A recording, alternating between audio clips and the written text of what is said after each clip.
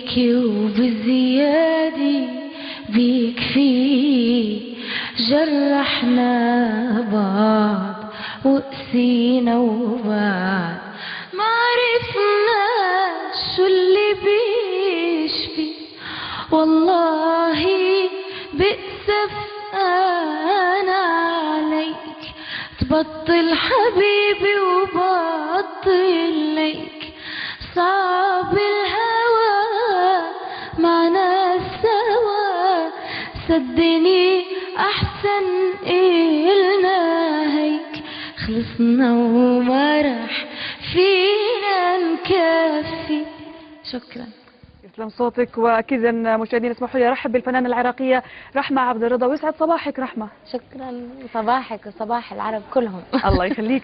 رحمه، شهر 6 جون 2010 تخرجتي من احد برامج الهواة. ولكن احنا بنعرف عشان نتكلم بكل صراحه الوسط الفني بيحتاج دائما الى دعم ووساطه، وبعض الاحيان بعد للاسف التنازلات. فوين وصلت رحمه من بعد ما تخرجت من هذا البرنامج؟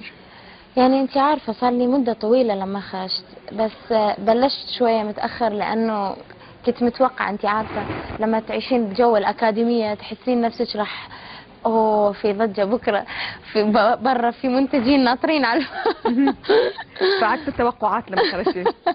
مضبوط. بعدين انه احنا كمان ماضيين عقد مع LBC، فاعتقد انه هذا الشيء كمان يخلي الشركات تقل يعني حماسها لك ممكن. فبلشت وحدي، وهاي اول اغنيه خلصنا اللي غنيتها هسه. راح تنزل ان شاء الله، الكليب راح يعرض بعد شهر. هي اخراج مين؟ كلمات مين؟ الاخراج اخراج رندا القديح. والكلمات والالحان محمود عيد، وكلمات انور مكاوي. حلو. اذا راح ننتظر ان شاء الله ولاده اول فيديو كليب لك ان شاء الله. ان شاء الله ان شاء الله على خير. طيب ايش اللي قدمت لك؟ يعني انت قلتي انه كان في عقد بينك وما بين البرنامج، وكنت متوقع انه يكون في منتجين ينتظرون خارج اسوار هذا البرنامج، ما شفتي شيء. العقد هذا ايش كان ينص عليه؟ شو اللي ممكن يقدمون لك يوم ما قدموا؟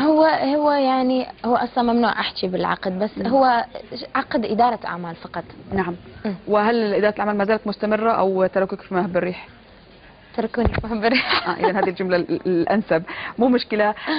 طبعا احنا نعرف رحمه انه انت ايضا ما شاء الله يعني نقدر نقول جيتي من عائله فنيه. مضبوط. وعندكم ما شاء الله اصوات جميله في العائله. صح. فخبرينا اكثر. العائله كلها تغني، ما يعني هو بما انه هو البيت كله يغني، بس حسوني اني اكثر وحده حابه اني يعني ابقى بالفن، حابه اني اسوي شيء.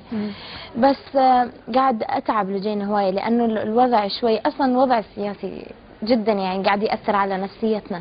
انا الكليب كان المفروض ينزل بشهر الواحد، وانت عارفه من شهر الواحد لحد الان في مشاكل مع الاسف، اوضاع سياسيه متتاليه في المنطقه. نعم. فيمكن هذا اللي ايضا ادى الى تاجيل كثير من الفنانين، سواء طرح البوماتهم بالاسواق او ايضا حتى عرض كليباتهم. صح. برصيدك 3 اغاني سنجل. صح. انتاج شخصي. صح. ايش الصعوبات اللي واجهتيها اثناء الانتاج؟ اول اغنيه كانت وطنيه رحموني، كان هو انتاج مشترك يعني بيني وبين الفنان هيثم يوسف عراقي، كانت اغنيه وطنيه وخلصنا انتاجي. وهسه عندي اغنيه خليجيه اسمها مو غلطته، الحان بدر الذوادي وكلمات رياض العوض. هي خلصت كل شيء، بس ان شاء الله ناويه اصورها بدبي، بس اشوف لي يعني اقتنع بفكره او مخرج معين واصورها ان شاء الله. ان شاء الله. هل الفنان لازم يكون عنده مثلا البومات واغاني بكثره في السوق عشان يقدر يشارك ايضا بمهرجانات او باحتفالات او حتى بمناسبات؟ لا والله انا قاعده اشوف واحد يسوي اغنيه واحده ما يشارك بمهرجان واحد. كفيلا انها تنشره؟ يعني هذا اللي قاعد نشوفه. يعني ممكن الالبوم يزيد من رصيدك، بس ممكن ما يخدمك. يعني في البومات ممكن ما تنجح، بس اغنيه واحده ممكن هي اللي تضرب وتخلي. طيب يعني مثلا رحمه بكره طلبت في مهرجان او في مناسبه سعيده او حفل تغني، بما انه ما في رصيدك الا 3 اغاني، ايش ممكن تغني بالاضافه الى 3 اغاني؟ لا تنسي لجين انه اني والدي فنان يعني معروف، وإلى ناس وإلى محبينا بالعراق والخليج. فأكيد راح أستغل هذا الشيء، راح أغني من أغانيه والأغاني المحبوبة الخليجية والعراقية واللبنانية والمصرية. حلو. إذا إحنا كمان حنستغل هذا الشيء ونطلب منك تغني أغنية للوالد. للوالد؟ أوكي. أبعد تحتار وياك،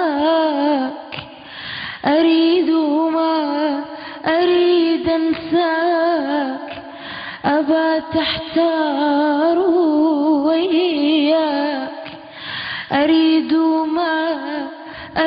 أريد أنساك أشوفك أنت أني زمان أنت ومكاني أشوفك أنت أني زماني أنت ومكاني حكي الناس أذاني حكي الناس أذاني أحبك ليش ليش ليش ما أدري ما أدري. الله. طبعا رحمة رياض ما شاء الله لك الجمهور بعثوا لنا ايميلات وما عارفين انك حتكوني موجوده معنا. جننوك يا سيدي. خبينا شو تقولين اللي جننوني.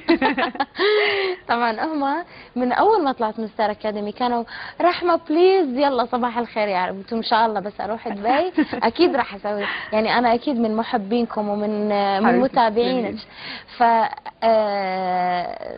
اول ما جيت دبي لا تشوفي الاتصال يلا اكيد راح تطلعين مع لجين قلت لهم ايه اكيد لازم اخذك الحين الايميل الانبوكس عندي واشوف مين الرسائل اللي موجوده.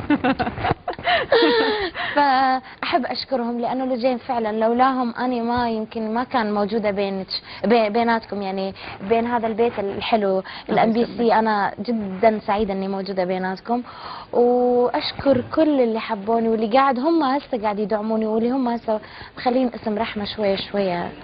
نتمنى لك كل التوفيق رحمة وسعيدين بوجودك وتحية أكيد لكل الفانز ولجمهورك. أكيد وجمهورك. تسلمين والله يخليك والشكر الأكبر دائما لكم مشاهدينا. شكرا لكم على المتابعة. يومكم سعيد. نلتقي غدا إن شاء الله على حلقة جديدة من لجين عمران من طاقم البرنامج أجمل تحية. مع السلامة.